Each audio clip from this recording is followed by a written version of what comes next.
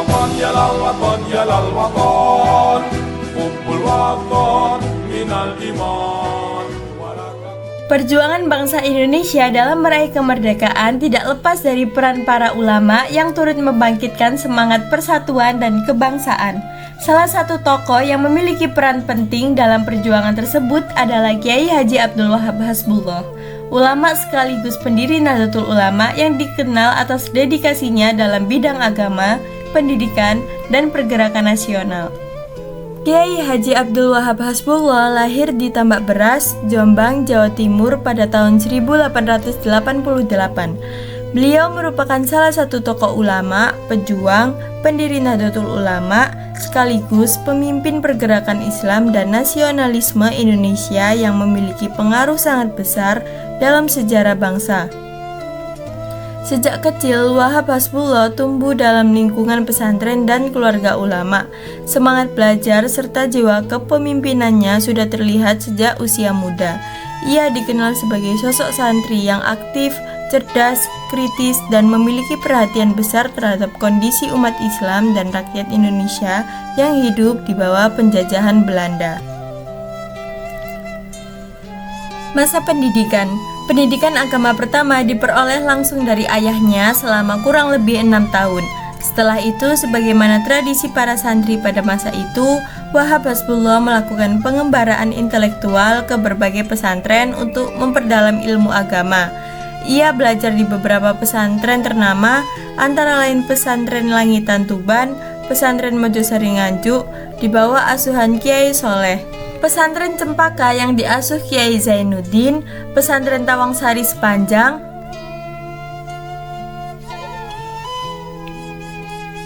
Pesantren Kademangan Bangkalan di bawah asuhan Kiai Khalil Bangkalan, Pesantren Beranggahan Kediri, dan Pesantren Tebu Ireng Jombang di bawah asuhan Kiai Haji Hashim Asy'ari. Di Pesantren Tebu Ireng, Wahab Hasbullah dipercaya menjadi lurah pondok selama kurang lebih 4 tahun. Jabatan ini menunjukkan tingginya kepercayaan yang diberikan oleh Kiai Haji Hashim Asy'ari terhadap kemampuan dan kepemimpinannya. Pada usia sekitar 27 tahun, ia melanjutkan studi ke Mekah selama kurang lebih 5 tahun. Di sana ia berguru kepada ulama-ulama besar seperti Syekh Mahfud At-Tirmizi, Syekh Ahmad Khatib Al-Minangkabawi, Syekh Said Al-Yamani, Syekh Ahmad Abu Bakar Syato, dan beberapa ulama lainnya. Selain mempelajari ilmu-ilmu agama seperti tafsir, hadis, fikih, akidah, tasawuf, nahwu, saraf, mantiq, dan sejarah Islam, ia juga mempelajari organisasi, politik, serta pergerakan Islam internasional. Bersama beberapa ulama Nusantara lainnya, ia turut mempelopori berdirinya Sarekat Islam Cabang Mekah. Pengalaman ini membentuk wawasan kebangsaan dan kemampuan organisasinya yang kelak sangat berguna dalam perjuangan di tanah air. Awal perjuangan dan organisasi. Setelah kembali dari Mekah pada tahun 1914, Kiai Haji Wahab Hasbullah tidak hanya mengajar di pesantren Tambak Beras, tetapi juga terjun aktif dalam perjuangan nasional.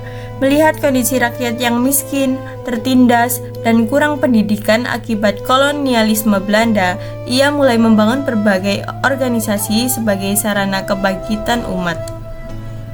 Pada tahun 1916, ia mendirikan Nahdlatul Wathon, kebangkitan tanah air yang bertujuan membangkitkan kesadaran nasional rakyat Indonesia. 2 tahun kemudian, pada tahun 1918, ia mendirikan Nahdlatul Tujjar, kebangkitan saudagar, sebagai wadah penggalangan dana untuk mendukung perjuangan Islam dan kemerdekaan. Organisasi ini dipimpin Kiai Haji Hashim Asy'ari, sementara Wahab Hasbullah menjabat sebagai sekretaris dan bendahara. Salah satu anggotanya adalah Kiai Haji Bisri Sansuri. Kemudian pada tahun 1919, ia mendirikan Taswirul Afkar sebagai forum diskusi dan pertukaran gagasan yang bertujuan mencetak kader-kader muda Islam yang kritis dan berwawasan luas. Ketiga organisasi tersebut kemudian menjadi embrio lahirnya Nahdlatul Ulama. Peran dalam berdirinya Nahdlatul Ulama. Pada awal tahun 1920-an, muncul persoalan besar di dunia Islam setelah gerakan Wahabi menguasai Hijaz dan membatasi praktik berbagai mazhab Islam di Tanah Suci.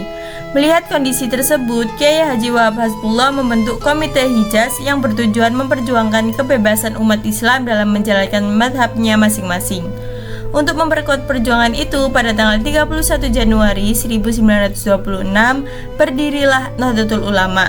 Kiai Haji Wahab Hasbullah menjadi salah satu tokoh utama yang mendorong dan memperjuangkan lahirnya organisasi ini.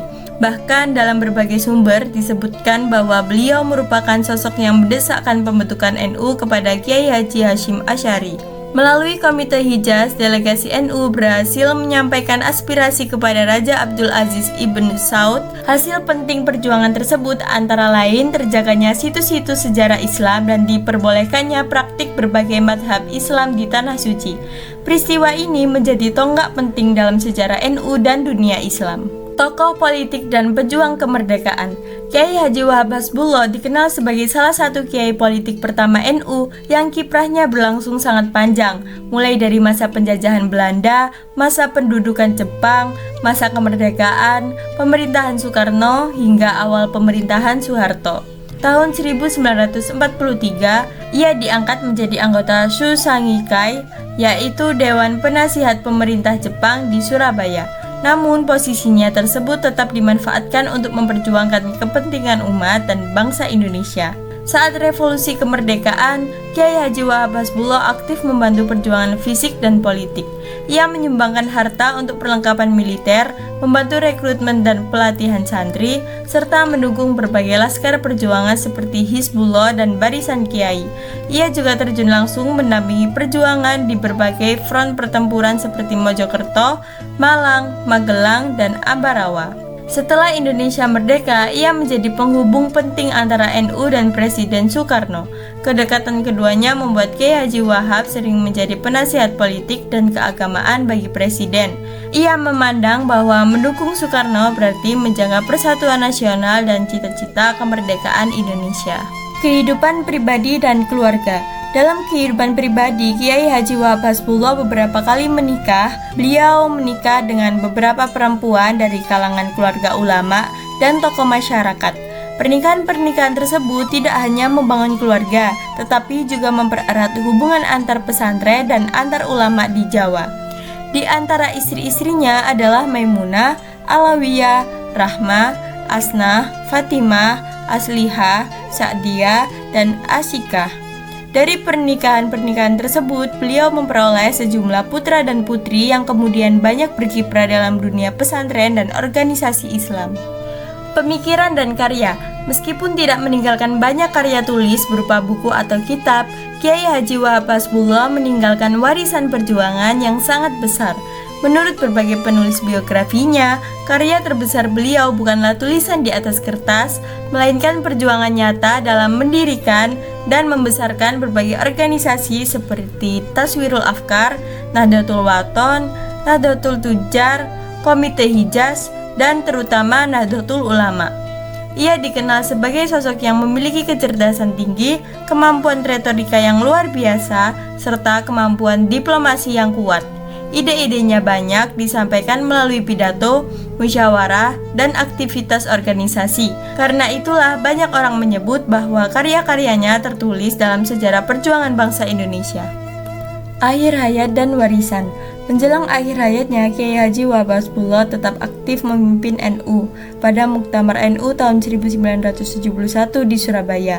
Meskipun telah lanjut usia, beliau kembali terpilih sebagai Rais A'am Nahdlatul Ulama. Namun hanya beberapa hari setelah muktamar tersebut, tepatnya pada 29 Desember 1971, beliau wafat. Pengabdiannya yang begitu besar kepada agama, bangsa, dan organisasi membuat Kiai Haji Saifuddin Zuhri menjulukinya sebagai NU dalam praktik. Karena hampir seluruh hidupnya diabdikan untuk membangun, membela, dan mengembangkan Nahdlatul Ulama. Warisan terbesar yang ditinggalkannya adalah semangat nasionalisme, perjuangan keislaman yang moderat, serta organisasi Nahdlatul Ulama yang hingga kini menjadi organisasi Islam terbesar di Indonesia. Sekian yang dapat saya sampaikan mengenai biografi perjalanan Kiai Haji Abdul Wahab Hasbullah. Semoga bermanfaat. Kurang lebihnya mohon maaf. Saya Revanda Meliana Wijaya dari DKV kelas pagi semester 2 pamit undur diri. Wassalamualaikum warahmatullahi wabarakatuh.